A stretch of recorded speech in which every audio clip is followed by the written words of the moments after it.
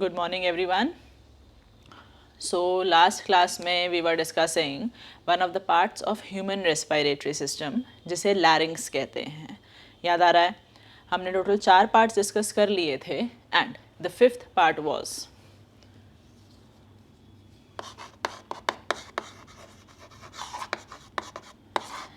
larynx. मैं थोड़ा सा याद दिला दूँ. लैरिंग्स को हमने कहा था कि एक ये कार्टिलेजनस बॉक्स है, यानी कि पूरा का पूरा कार्टिलेज का बना है, जिसमें 3 पेयर्ड और 3 अनपेयर्ड कार्टिलेजेस हैं. टोटल 6 कार्टिलेज के नाम पढ़ने पड़ेंगे. अभी उनमें से हमने 3 के नाम पढ़े थे. सबसे बड़े साइज़ वाला थायराइड कार्टिलेज था, जो फ्रंट व्यू से दिखाई देता है और उसके पीछे वोकल कॉर्ड्स रखे होते हैं. थायराइड के नीचे एक रिंग शेप का कार्टिलेज था, जिसे क्रिकॉइड कार्टिलेज कहते हैं. और थायराइड के पीछे पेयर में था अराटिनॉइड कार्टिलेज, जो कि बना था हाइलिन कार्टिलेज का, और उसी अराटिनॉइड से अटैच्ड थे 2 पेयर्स ऑफ वोकल कॉर्ड, जिसमें 1 पेयर था ट्रू वोकल कॉर्ड और दूसरा पेयर था फॉल्स वोकल कॉर्ड. हमने कहा था कि ट्रू वोकल कॉर्ड्स थिन और स्मॉल हैं and they help in production of sound when we cause exhalation of air, जब हवा बाहर जाती है. और जो फॉल्स वोकल कॉर्ड्स हैं वो इंसानों में, मेल फीमेल दोनों में, वेस्टिजियल हैं. फिर बाकी हमने पढ़ा कि ओवरऑल क्वालिटी ऑफ साउंड एक इंसान की इंडिविजुअल प्रॉपर्टी है, जो इस पे भी डिपेंड करती है कि what is the diameter of pharynx, larynx, what is the area of buccal cavity, इन सब चीज़ों पर. ठीक है, तो मैं कुछ ऐसे लिखा रही थी. नंबर 1 था thyroid cartilage, number 2 cricoid cartilage, और नंबर 3 था अराटिनॉइड कार्टिलेज. अब इसी के आगे कंटिन्यू करोगे. नंबर 4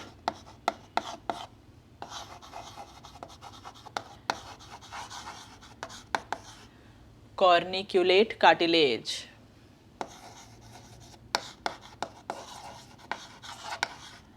या इसे कहते हैं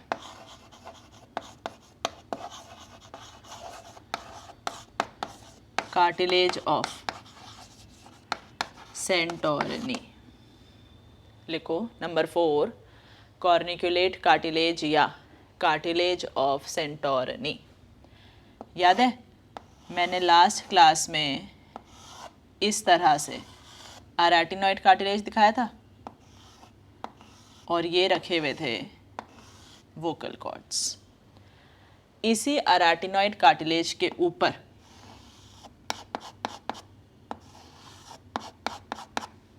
ये जो पेयर में रखा है ये है कॉर्निक्यूलेट कार्टिलेज. ठीक है, तो बस इसमें क्या याद रखना है, लिखो कॉर्निक्यूलेट कार्टिलेज में पेयर्ड कार्टिलेज, पेयर में है ये भी, पेयर्ड कार्टिलेज. नेक्स्ट बात, made up of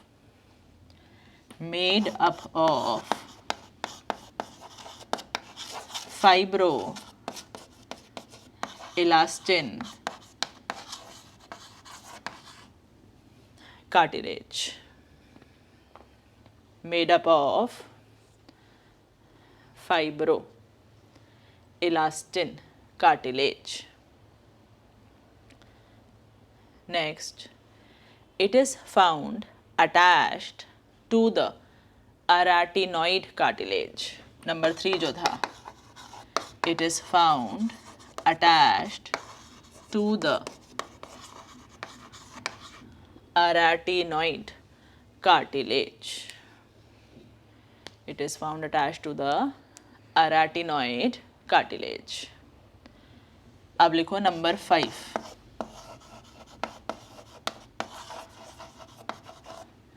cuneiform cartilage. Number 5 है cuneiform cartilage. देखो यहाँ पर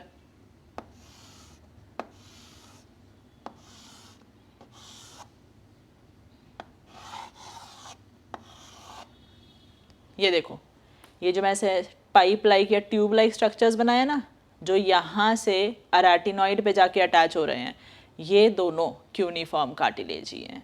तो जो बातें कॉर्निकुलेट में लिखी हैं सेम बातें यहाँ लिख दो। पहली बात, it is paired cartilage, it is paired cartilage. Next बात, made up of fibroelastic cartilage, made up of fibroelastin cartilage. Next, it is also attached to the arytenoid cartilage. It is also attached to the arytenoid cartilage.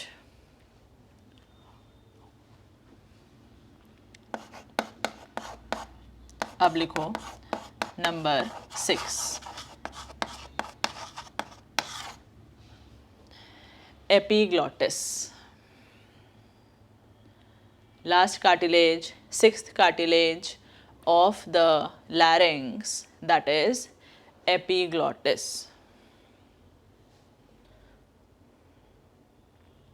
चलो देखो यहाँ पर, epiglottis एक single cartilage है यानी कि unpaired है। ध्यान से सुनना, ये जो मैंने टॉप पर दिखाया है ये एपीग्लॉटिस ही है, ये इलास्टिक कार्टिलेज का बना है। और देखो ये मान लो लैरिंक्स है, तो लैरिंक्स का ये जो मैं एक फ्लैप दिखा रही हूँ ऊपर से, ये जो फ्लैप है ये फ्लैप है एपीग्लॉटिस। तो एपीग्लॉटिस को मैं आगे से देखूँ पीछे से देखूँ दोनों व्यूज़ में नज़र आता है। तो ये याद करो, मान लो ये ग्लॉटिस है, ये लैरिंक्स है और ये इस लैरिंक्स की टोपी है, फ्लैप है, जिसे एपीग्लॉटिस कहते हैं। जब मैं लैरिंक्स को आगे से देख रही थी मुझे थायरॉइड दिख रहा था, क्रिकॉइड दिख रहा था, पीछे से देख रही थी अराटिनॉइड दिख रहा था, कॉर्निकुलेट दिख रहे थे, क्यूनिफॉर्म दिख रहे थे। अब मैं चाहे आगे से देखूं या पीछे से देखूं, ये फ्लैप मुझे नज़र आ ही रहा है। इस फ्लैप को कहते हैं एपीग्लॉटिस। क्या नाम है इसका? एपीग्लॉटिस। तो एपीग्लॉटिस एक फ्लैप लाइक कार्टिलेज है, इलास्टिक कार्टिलेज का बना हुआ है और ये अनपेयर्ड या सिंगल कार्टिलेज है। अब इसका काम क्या है देखना, सुनोगे सब पहले। ये ग्लॉटिस है, इसके ऊपर फैरिंक्स है, इसके नीचे ट्रेकिया है। इस ग्लॉटिस के आसपास ये इस तरह से लैरिंक्स रखा हुआ है। जैसे ही आप खाना स्वैलो करते हो, स्वैलो होते ही खाने को हमें सिर्फ ईसोफेगस की तरफ करना है। तो क्या करेगा? During swallowing of food this larynx move upwards, ये थोड़ा सा ऊपर आएगा और ये एपीग्लॉटिस आकर ग्लॉटिस की ओपनिंग को बंद कर देगा। अब खाना ना तो ग्लॉटिस में जाएगा और ना ही आगे ट्रेकिया में जाएगा। जैसे ही स्वैलोइंग का काम पूरा हो जाएगा, ये एपीग्लॉटिस यहाँ से हटेगा और लैरिंक्स अपनी पोजीशन पे आ जाएगा। अब हवा अपने रास्ते, खाना अपने रास्ते। तो मतलब जब हम खाना खाते हैं तब तक तो ही एंट्री रोकनी है, उसके अलावा तो सिर्फ सांस ही लेंगे जब खाना नहीं खा रहे हैं। तो नॉर्मली सारा दिन ये लैरिंक्स ऐसे रहता है, जैसे ही कुछ खाते हो ऊपर आता है, epiglottis covers the glottis and ensures that food will now enter only into the oesophagus. ठीक है, तो लिखो,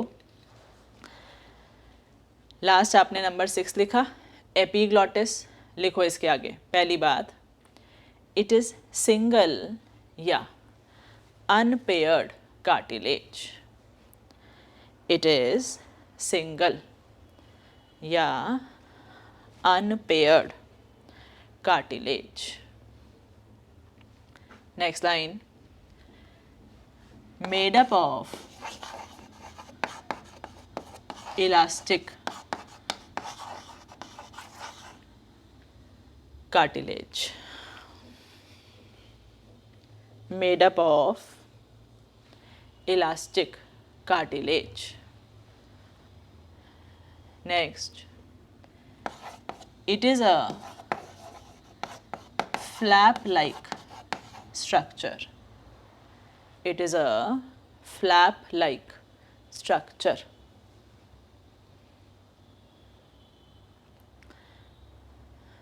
Next, so during swallowing of food, लिख रही हूँ मैं,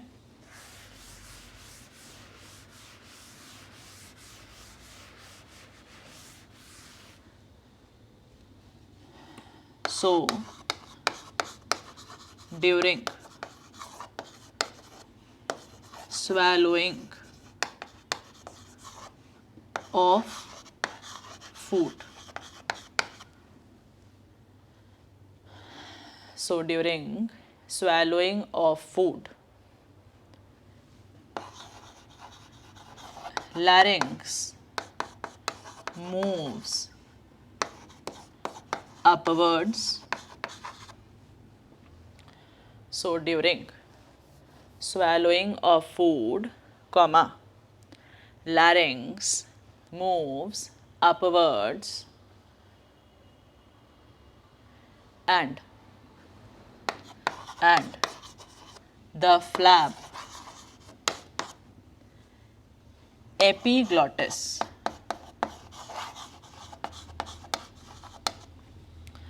so during swallowing of food, larynx move upwards and the flap epiglottis covers the glottis.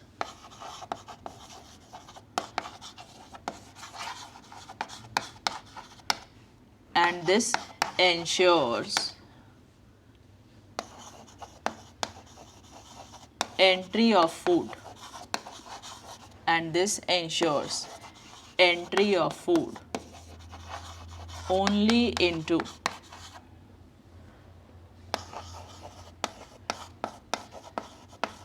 esophagus.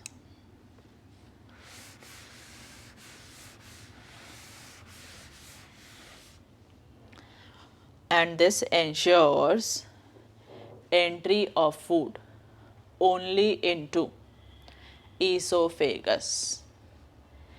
इसके bracket में लिख देना. इसी बात को ऐसे भी लिख सकते हैं, लिखो ब्रैकेट में, और or it prevents entry of food into glottis and trachea, or it prevents entry of food into glottis and trachea. तो मैं रिपीट कर रही हूँ. So during swallowing of food, larynx move upwards and the flap epiglottis covers the glottis, and this ensures entry of food only into esophagus. Bracket में लिखना, और it prevents entry of food into glottis and trachea. ठीक है, तो अब हम overall इस लैरिंग्स को कंप्लीट कर रहे हैं. देख लो, ये एपीग्लॉटिस है, ये क्यूनिफॉर्म कार्टिलेज है, ये कॉर्निकुलेट कार्टिलेज है, ये अराटिनॉइड है. ये और ये डॉर्सल व्यू में यानी कि पीछे से दिखाई देंगे. एपीग्लॉटिस हर व्यू में दिखेगा, चाहे आगे चाहे पीछे, सबसे ऊपर फ्लैप है. और इसके आगे थायरॉइड दिखाई देगा और क्रिकॉइड दिखाई देगा. तो आगे की तरफ नंबर 1 थायरॉइड है, नंबर 2 क्रिकॉइड है, नंबर 3 अराटिनॉइड है, नंबर 4 कॉर्निकुलेट है, नंबर 5 क्यूनिफॉर्म है, और टॉप व्यू में ये एपीग्लॉटिस है. ठीक है. अच्छा, अपने पास जैसे साउंड बॉक्स लैरिंग्स है, वैसे सुना है बर्ड्स के पास एक स्पेशल स्ट्रक्चर होता है जिसे साइरिंग्स कहते हैं, और वो साइरिंग्स उनके ट्रेकिया के बेस पे रखा होता है. तो हर बर्ड की जो एक अलग प्रॉपर्टी है ना साउंड की, वो उसके पास एक स्पेशल साउंड प्रोड्यूसिंग ऑर्गन है जिसे साइरिंग्स कहते हैं. तो एंड में ऐसे एक स्टार लगा के पॉइंट लिख दो।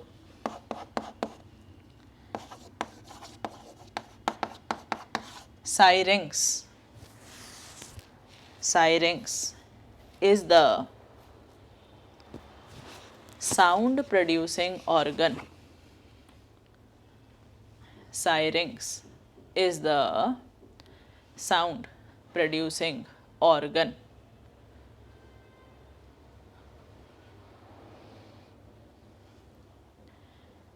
Located at the base of trachea. Syrinx is the sound producing organ, comma, located at the base of trachea, comma, found in birds. Found in birds. ठीक है, तो ये हमने कंप्लीट किया 5th पार्ट लैरिंग्स। अब लैरिंग्स जाकर के जो ग्लॉटिस है वो टर्मिनेट हुआ ट्रेकिया में, और लैरिंग्स रखा हुआ था किसके आसपास? ग्लॉटिस के आसपास। तो अब 6th पार्ट लिखेंगे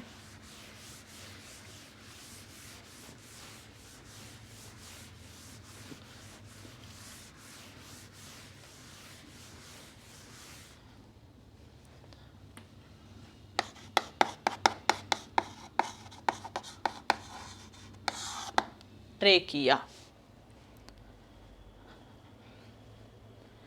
6th पार्ट है ट्रेकिया। चलो देखो यहाँ पर ट्रेकिया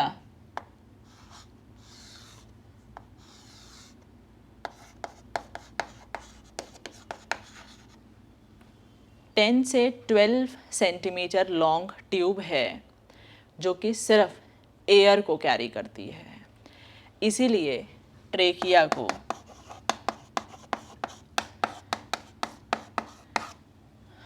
विंड पाइप भी कहते हैं। Now this trachea is supported by C shaped cartilaginous rings. देखना क्या मतलब है इसका। इस ट्रेकिया के आसपास ये प्रेजेंट हैं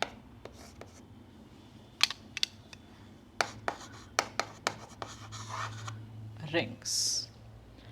तो देखना ये रिंग्स किस तरह से प्रेजेंट है। ये मान लो ट्रेकिया है, मुझे उसके आगे से ऐसे रिंग्स दिखाई दे रही हैं, तो दैट मीन्स ये रिंग ऐसे पीछे से कंप्लीट है। आगे से तो मुझे लग रहा है फुल रिंग है, लेकिन मैंने पीछे देखा तो ये ऐसे सी शेप में और इनकम्प्लीट है डॉर्सली। मतलब आगे से मुझे लग रहा है पूरी रिंग होगी पीछे तक जाके, लेकिन पीछे से खुली पड़ी है। क्यों? ट्रेकिया के जस्ट पीछे याद है ईसोफेगस रखा था। ईसोफेगस ने कहा कि अगर तूने रिंग पूरी कर दी, ये देखो पूरी कर दी पीछे तक, तो मुझे भी रिंग में बांध लेगा। और ईसोफेगस ने कहा भाई मुझे तो कभी खाना ज़्यादा भी ले जाना पड़ता है, मुझे अपना डायमीटर चेंज करना पड़ता है, और मुझे तेरे रिंग के सपोर्ट की ज़रूरत नहीं है। तो ट्रेकिया ने कहा कि ठीक है, मैं रिंग आगे से बनाऊंगा और पीछे से खुला छोड़ दूंगा, तो तुझे अपना साइज़ जो चेंज करना हो करता रही हो। तो ये ऐसे कर लिया इसने। तो ये सी शेप की हाइलिन कार्टिलेज की बनी जो रिंग्स हैं ये ट्रेकिया का कोलैप्स रोकती हैं। मतलब इस तरह से ऐसे फंस करके ट्रेकिया में अगर थोड़ी सी हवा कम भी हुई तो ट्रेकिया को कोलैप्स नहीं होने देती, सपोर्ट बना कर रखती है। बट ये रिंग इनकम्प्लीट है पीछे से, क्योंकि पीछे क्या रखा हुआ है? ईसोफेगस। उसको ये नहीं कैप्चर करती। उसको क्यों बांधे? क्योंकि उसने कहा कि भाई मैं तो कोलैप्स होऊंगा ही नहीं बिना खाने के, और मैं जब खाना ज़्यादा ले जाऊंगा तो मुझे अपना डायामीटर भी चेंज करना पड़ता है। तो उसने कहा ठीक है, मैं रिंग्स को पीछे से इनकम्प्लीट छोड़ दूंगा। इसीलिए हम इन्हें सी शेप्ड रिंग्स कहते हैं। समझ आई इतनी बात? तो ट्रेकिया 10 से 12 सेंटीमीटर लॉन्ग है, सपोर्टेड बाय रिंग्स हैं। ये रिंग्स सी शेप की हैं, पीछे से इनकम्प्लीट हैं, और बनी है हाइलेन कार्टिलेज की। ठीक है, सुन लो पहले फिर लिखाऊंगी। अब ये जो वॉल ऑफ ट्रेकिया है ये ऑलमोस्ट सेम है जैसे वॉल ऑफ गट था, याद आ रहा है? हमने उसमें 4 चीज़ें लिखी थी। सबसे पहले याद करो, ईसोफेगस में बाहर था ट्यूनिका एडवेंटिशिया, क्योंकि वहाँ सेरोसा नहीं होता था। ऐसे ही सुनना पहले, इसकी वॉल में सबसे बाहर है ट्यूनिका एडवेंटिशिया। ट्यूनिका एडवेंटिशिया के अंदर एपिथेलियल टिश्यू होता है और एरियोलर कनेक्टिव टिश्यू होता है। ठीक, उसके बाद याद करो, वहाँ पर था मस्क्यूलारिस एक्सटर्ना जिसमें लॉन्गिट्यूडनल और सर्कुलर मसल्स होते थे। यहाँ पर उसकी जगह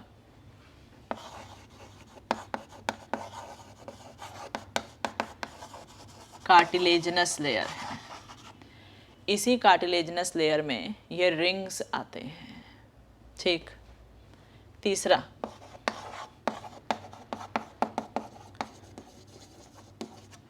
सबम्यूकोसा। ध्यान में आ रहा है? गट की दीवार भी कुछ ऐसी ऐसी थी। सबम्यूकोसा में भी ब्लड वेसल्स हैं और एरियोलर कनेक्टिव टिश्यू प्रेजेंट है। और फाइनली इनर मोस्ट था म्यूकोसा। और म्यूकोसा में याद करो, सबसे बाहर था मस्क्यूलारिस म्यूकोसा, वो यहाँ भी है। अब मसल्स आ गई यहाँ पर। नंबर 2 है लामिना प्रोप्रिया और नंबर 3 है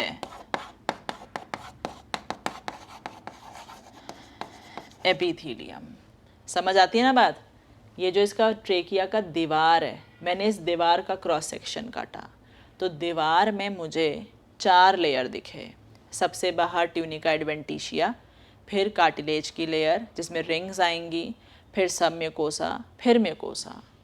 म्यूकोसा में सबसे बाहर मस्क्यूलारिस म्यूकोसा, फिर सेम लामिना प्रोप्रिया और आखिरी में कौन सा है? एपिथेलियम। याद करो, ये वाला एपिथेलियम स्टमक में सिंपल कॉलमनार टाइप था, इंटेस्टाइन में ब्रश बॉर्डर्ड कॉलमनार टाइप था, ईसोफेगस में NKSSE था और यहाँ ट्रेकिया में it is pseudo stratified ciliated columnar epithelium. तो नोटिस करो, अंदर का एपिथेलियम चेंज होता है, बाहर से देखें तो दीवारें लगभग सेम हैं, चाहे मैंने गट पढ़ा था चाहे अब मैं ट्रेकिया पढ़ रही हूँ। पहले वो डाइजेस्टिव सिस्टम था, अब मैं रेस्पायरेटरी सिस्टम पढ़ रही हूँ। ठीक है, क्लियर हुई ये सब बातें? लिखो ज़रा, इतना लिखो पहले। लिखो, ट्रेकिया में 10 to 12 सेंटीमीटर लॉन्ग ट्यूब, 10 से 12 centimetre long tube. Next, it is supported by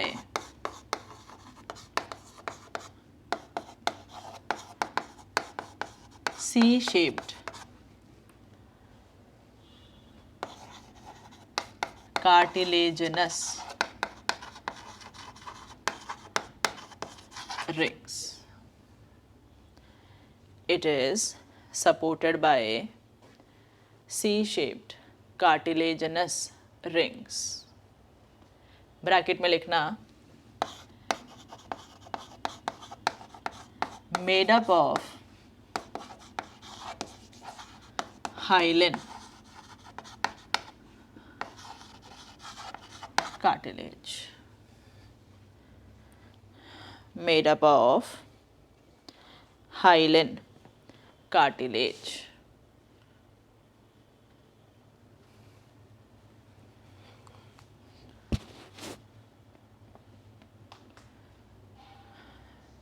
Next, it is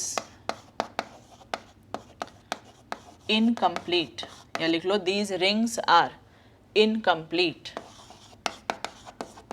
dorsally. These rings are incomplete dorsally, यानी कि पीछे से. These rings are incomplete dorsally, यानी कि पीछे से. And these rings prevent collapse of trachea. Highlight करना. And these rings prevent collapse of trachea.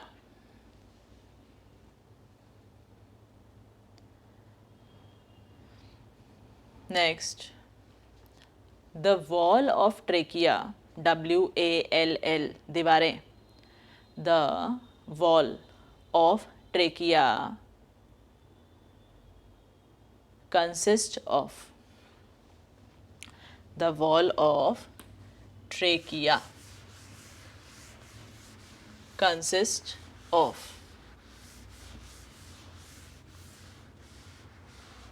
लिखो सामने से देख के. Number 1 tunica adventitia. Number 1 tunica adventitia. लिखो इसके आगे. It is the outer most covering. It is the outer most covering, comma, made up of epithelial tissue plus connective tissue.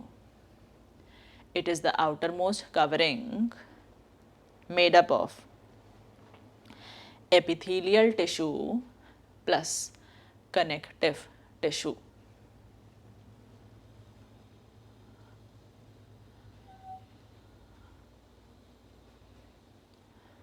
Number 2, cartilaginous layer. Number 2 है cartilaginous layer. इसमें लिख दो it includes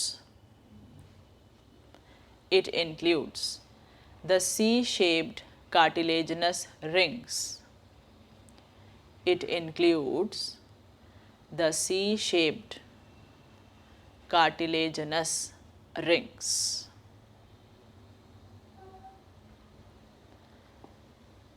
Number 3, submucosa layer.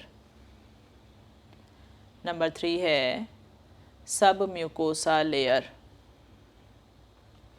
submucosa layer में लिख दो made up of areolar connective tissue. Submucosa layer में made up of areolar connective tissue.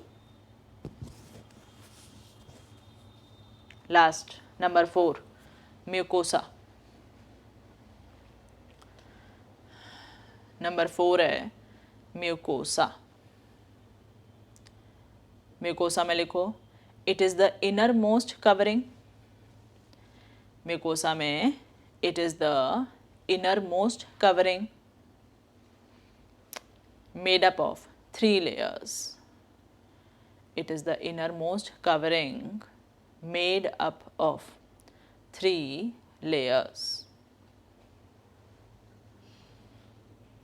लिखो सबसे बाहर नंबर 1 लिखो इसके जैसे मैंने लिखा है मस्क्यूलरिस म्यूकोसा. मस्क्यूलरिस म्यूकोसा लिख दो इसके आगे मेड अप ऑफ मसल्स. बस इतना ही लिखना है. Number 1 muscularis mucosa made up of muscles. Second lamina propria. Lamina propria इसके आगे लिख दो consist of loose connective tissue. Lamina propria के आगे consist of loose connective tissue and some lymphoid activity consists of loose connective tissue and some lymphoid activity. Last, number 3, epithelium. Epithelium, इसके आगे लिख दो trachea is internally lined bye, इसी epithelium के आगे लिखना, मैं रब कर रही हूँ इसे, इसको मैं रब कर रही हूँ पूरा।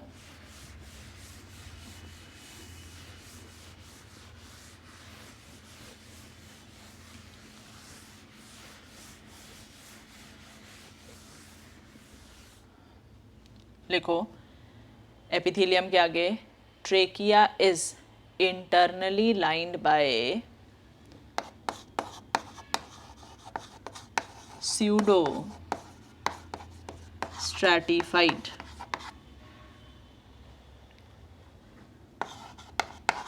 ciliated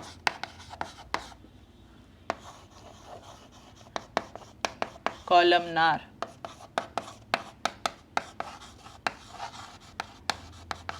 epithelium. हाईलाइट करना, trachea is internally lined by pseudostratified ciliated columnar epithelium.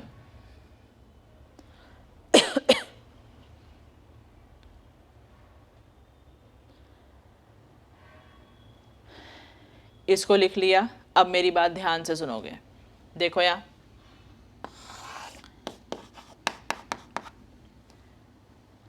Epithelial tissue हमेशा बेसमेंट मेम्ब्रेन के ऊपर रेस्ट करता है, ये है basement membrane. Pseudo stratified ciliated columnar देखो कैसा दिखेगा,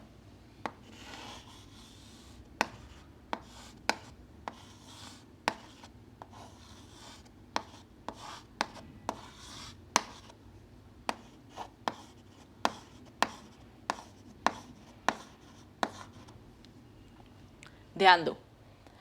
स्यूडो स्ट्रैटिफाइड सीलिएटेड कॉलमनार का मतलब है कुछ लॉन्ग सेल्स हैं और कुछ शॉर्ट सेल्स हैं। जो शॉर्ट सेल्स हैं वो सिक्रीट करते हैं म्यूकस, ये देखो मैं यहाँ मार्क कर रही हूँ, शॉर्ट सेल्स। ये नीचे नीचे रह जाते हैं, इनकी हाइट कम है और ये म्यूकस सिक्रीट करते हैं। और ये वाले लॉन्ग सेल्स हैं जो म्यूकस नहीं बनाते, लेकिन इनके पास ये सीलिया प्रेजेंट हैं, तो ये हैं long cells and all these cells are resting upon a basement membrane. अब देखो होगा क्या, ट्रेकिया के अंदर हवा पहुंचेगी। अब हवा के साथ पैथोजेंस भी हो सकते हैं, डस्ट पार्टिकल्स भी हो सकते हैं, तो होगा यूं, वैसे तो पूरा नेज़ल कैविटी फिर फैरिंग्स सब लोग कोशिश कर रहे थे कि ट्रेकिया तक मिनिमल चीज़ें पहुँचे या कुछ ना पहुँचे, बट इन केस पहुँचता है तो ट्रेकिया भी अपनी तरफ से एकदम रेडी है। जैसे ही ट्रेकिया के अंदर यहाँ कुछ भी पहुँचा, सबसे पहले तो ट्रेकिया के इनर वॉल पर ये शॉर्ट सेल्स म्यूकस बना रहे हैं। म्यूकस डस्ट पार्टिकल्स और पैथोजन को ट्रैप कर लेगा और फिर लॉन्ग सेल्स का जो ये सीलिया है ये ट्रेकिया में ऊपर की तरफ खींचेगा, मतलब वो जो म्यूकस रैप हुआ है उसको खींच के ऐसे ऊपर की तरफ लाएगा, जिससे कि ये यहाँ से खींच के ग्लॉटिस से होकर फैरिंक्स में चला जाए। अब फैरिंक्स खींचते खींचते ऊपर लाता है, या तो हम उसे नाक से निकाल दें या हम उसे माउथ से स्पिट कर दें, और हमने ऐसा कुछ नहीं भी किया तो फैरिंक्स में आएगा और वो म्यूकस फूड पाइप यानी कि ईसोफेगस में डाल दिया जाएगा, और फिर उस म्यूकस को फीसिस के साथ बाहर निकाल देंगे। मतलब जो ट्रेकिया का म्यूकस है उसे ध्यान रखना है कि वो नीचे को ना गिरे, वरना ट्रेकिया तो आगे जाकर खुलेगा। कहाँ? लंग्स में। और म्यूकस अगर वो लंग्स में गिर गया तो फिर किस काम का होगा? तो यहाँ के सीलिया की खासियत है that it will push the mucus in upward direction और खींच के उसे फेरिंग्स तक ले आता है।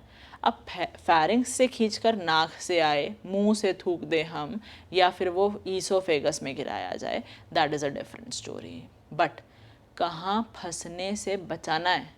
ट्रेकिया से आगे लंग्स तक ना पहुँचे। समझ आया? तो उसी के आगे कंटिन्यू करो नेक्स्ट लाइन में। This epithelium consist of, this epithelium consists of some mucus secreting short cells. This epithelium consists of some mucus secreting short cells and some long cells having cilia. And some long cells having cilia. ये हैं cilia.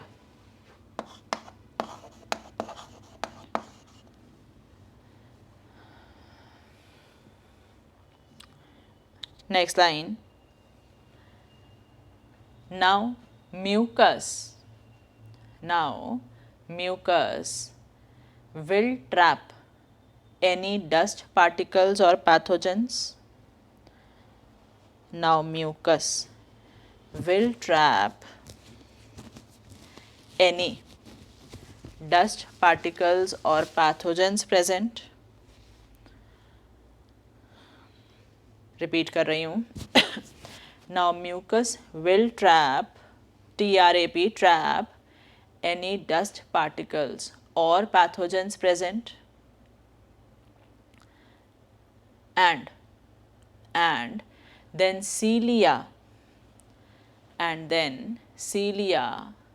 will pull this mucus, and then cilia will pull this mucus in upward direction, and then cilia will pull this mucus in upward direction, comma, into the pharynx.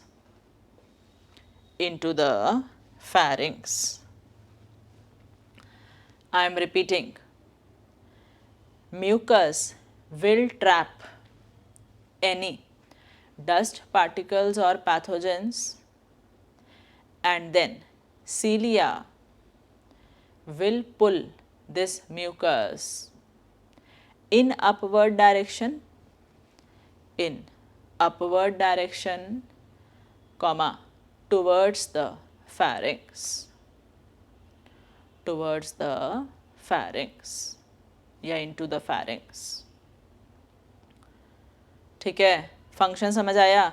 तो trachea का काम सिर्फ है, it will help in conduction of air, conduct करेगा, air को आगे बढ़ाएगा, और अगर कोई डस्ट पार्टिकल्स या पैथोजन है उन्हें ट्रैप करके ऊपर की तरफ खींचेगा.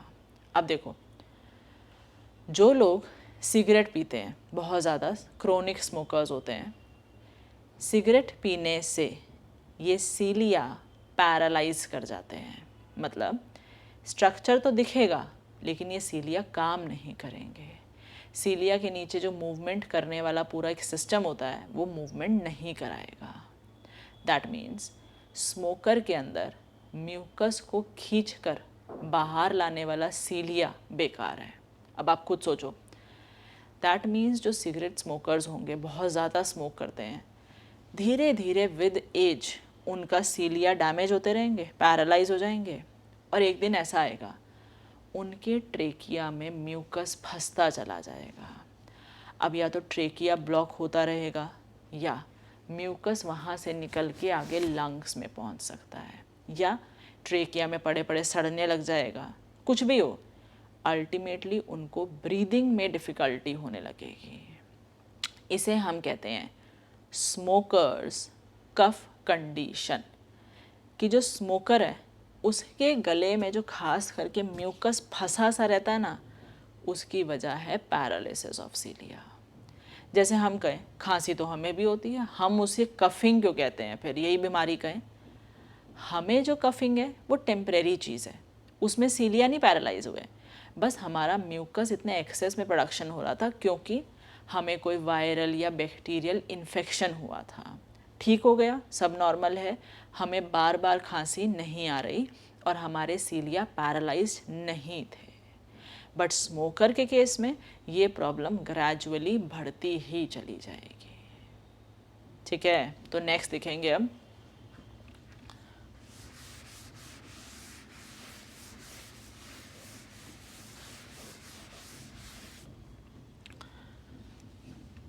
लिखो, cigarette smoking, cigarette smoking causes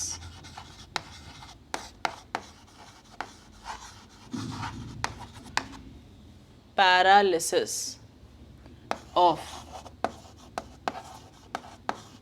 cilia। लिखो, cigarette smoking causes paralysis of cilia resulting in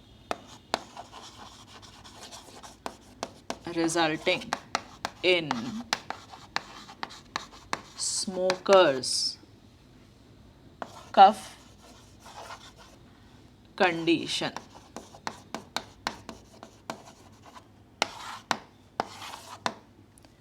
Cigarette smoking causes paralysis of cilia resulting in smokers cough condition।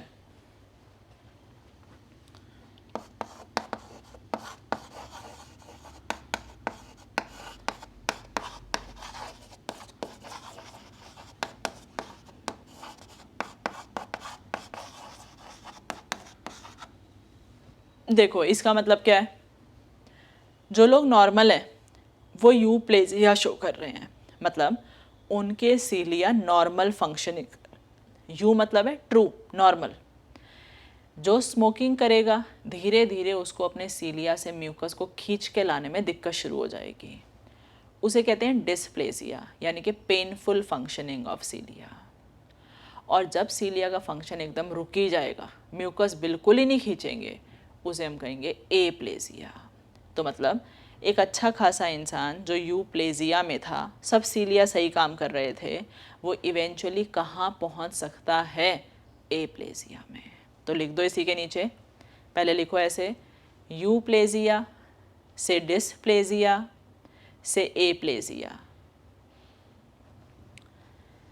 यूप्लेजिया के ब्रैकेट में लिखो normal functioning of cilia. Euplegia मतलब normal functioning of cilia. Dysplegia के bracket में लिखो painful functioning of cilia. Painful functioning of cilia.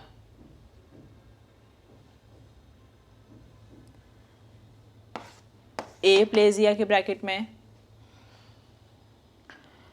No functioning of cilia. No functioning of cilia. तो क्या क्या लिखा, यूप्लेजिया के नीचे normal functioning of cilia, dysplegia के ब्रैकेट में पेनफुल फंक्शनिंग ऑफ सीलिया, और एप्लेजिया के ब्रैकेट में नो फंक्शनिंग ऑफ सीलिया।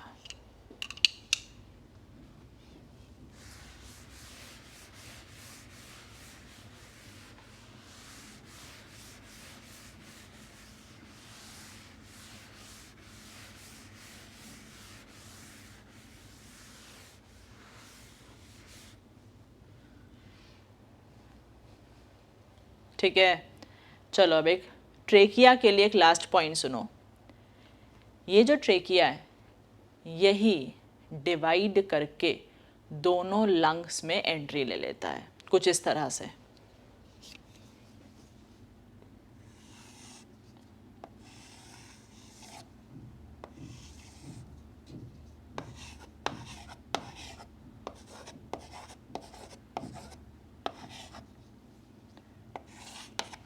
इन्हें कहते हैं left and right primary bronchi.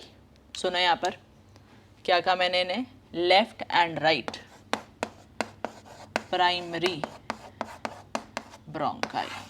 तो अब हम इसको प्राइमरी ब्रोंकाई कहेंगे। जैसे ये है राइट प्राइमरी ब्रोंकाई और इसे देखो मैं क्या लिख रही हूँ,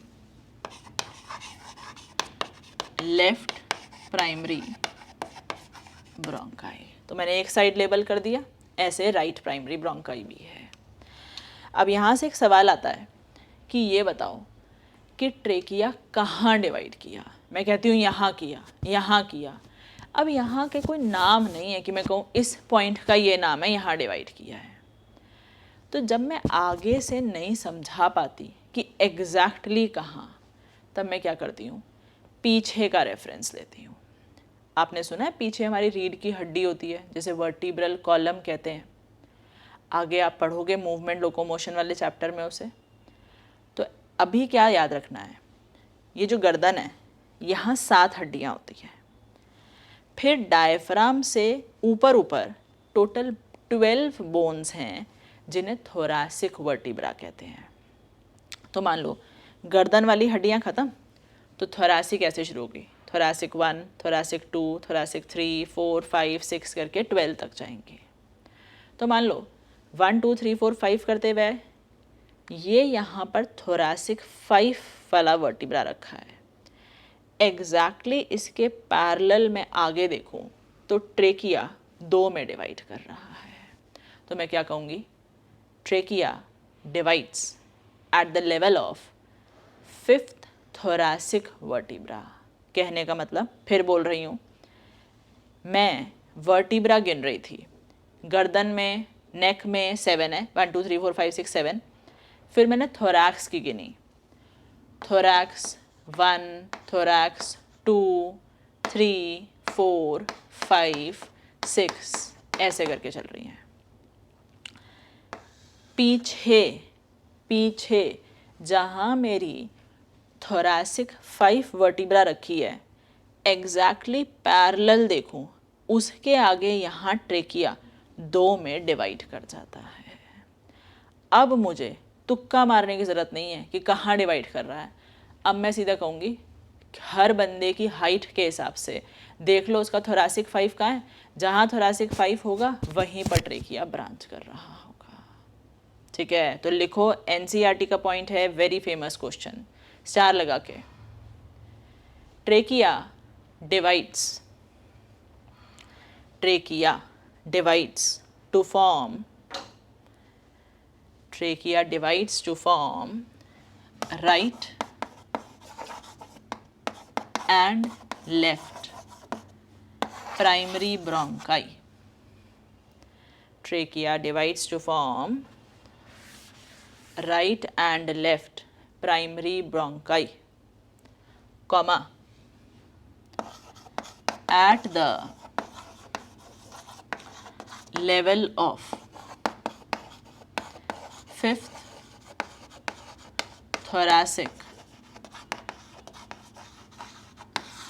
vertebra. Trachea divides to form right and left. Trachea divides to form right and left primary bronchi, comma, at the level of 5th thoracic vertebra. ठीक है, इस पॉइंट को बॉक्स में डालोगे, वेरी वेरी इंपॉर्टेंट क्वेश्चन। ठीक, तो ये हमने 6th पार्ट ख़त्म किया, trachea. Now we are left with the last part, 7th part, lungs.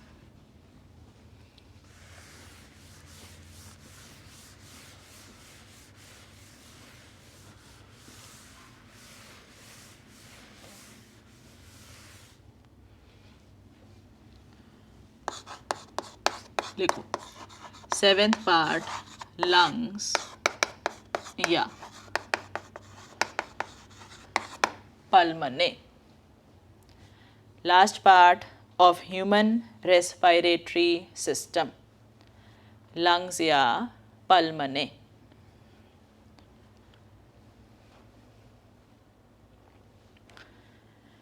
चलो देखो यहाँ पर, पहली बात, लंग्स रखे कहाँ हैं?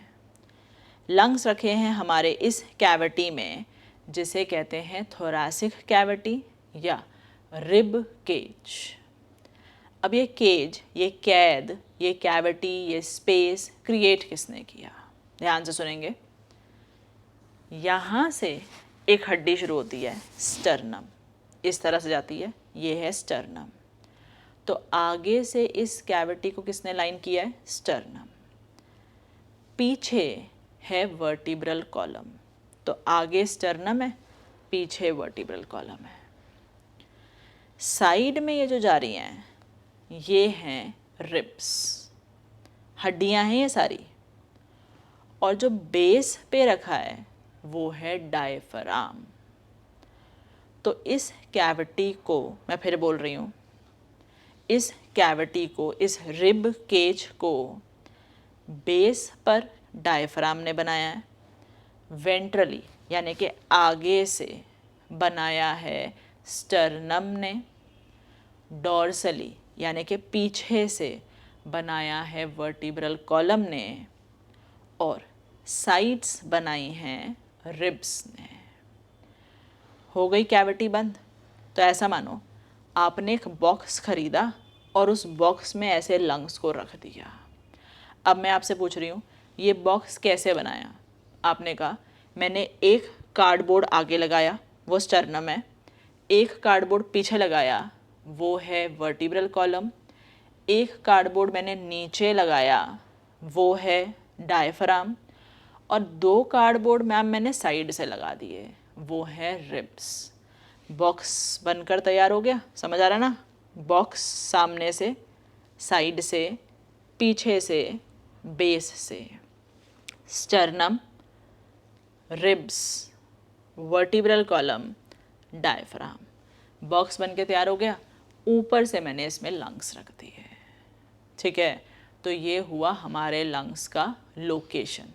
लिखो, लंग्स हेडिंग डाला, इसके नीचे लिखोगे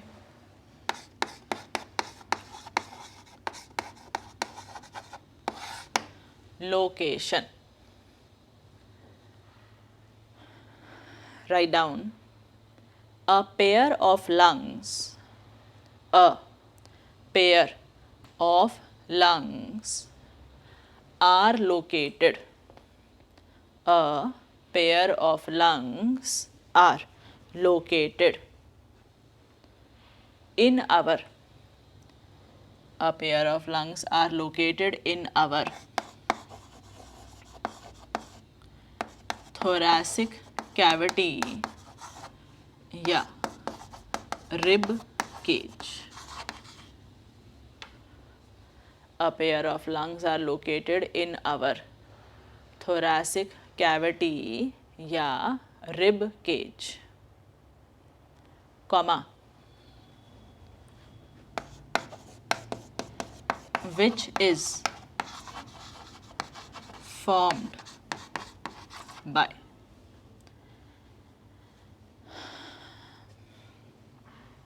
a pair of lungs is located in our thoracic cavity या rib cage which is formed by sternum ventrally,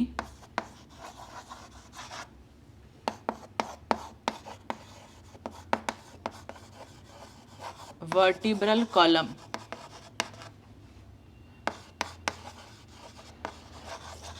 dorsally,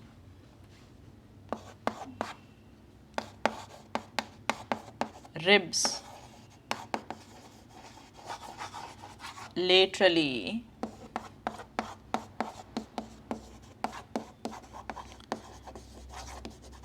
diaphragm at the base. Repeat कर रही हूँ मैं statement, a pair of lungs are located in our thoracic cavity या rib cage, in our thoracic cavity या rib cage, comma, which is formed by A part sternum ventrally यानी कि sternum bone आगे से, B part vertebral column dorsally यानी कि रीढ़ की हड्डी पीछे से,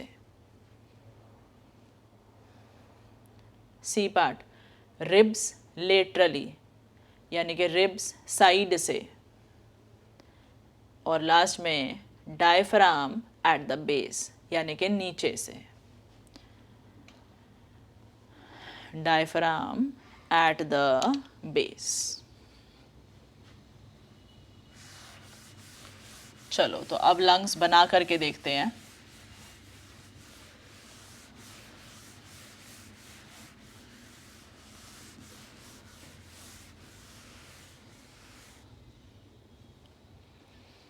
ये मैंने ट्रेकिया दिखाया हुआ है, ट्रेकिया पे रिंग्स दिखाई हैं, ट्रेकिया का राइट प्राइमरी ब्रोंकाई और लेफ्ट प्राइमरी ब्रोंकाई दिखाया है। अब देखो आगे,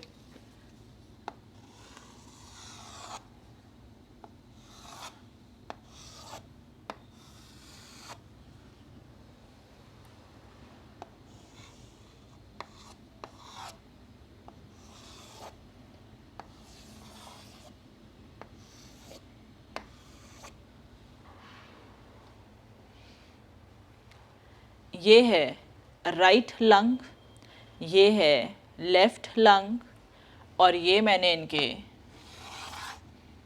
बेस पर दिखाया।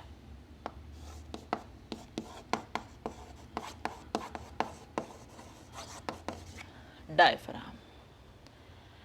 तो अब खुद इमेजिन कर लो,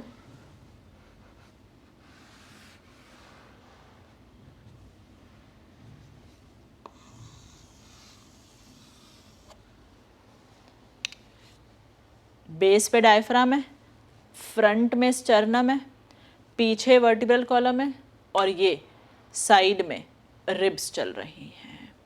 ये टोटल स्ट्रक्चर हमें लंग्स का भी डिटेल में देखना है। अभी हमने सेटअप देख लिया है कैसे बना हुआ है, ठीक है। तो नेक्स्ट क्लास में हम लंग्स का पूरा स्ट्रक्चर समझेंगे। अभी तक आपको इतना क्लियर हो गया है कि लंग्स में प्राइमरी ब्रोंकाई एंटर करते हैं, ठीक। तो यहाँ तक देखना है, नेक्स्ट क्लास में से कंटिन्यू करेंगे। Thank you.